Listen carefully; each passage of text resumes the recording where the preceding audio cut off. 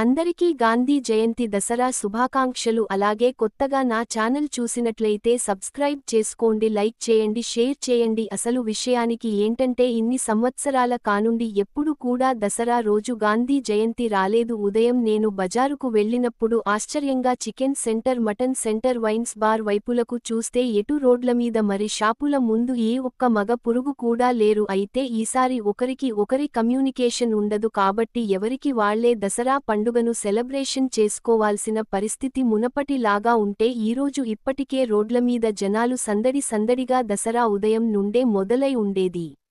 Macherla Sarangapani YouTube ఛానల్ను subscribe చేసుకోండి, like చేయండి, షేర్ చేయండి.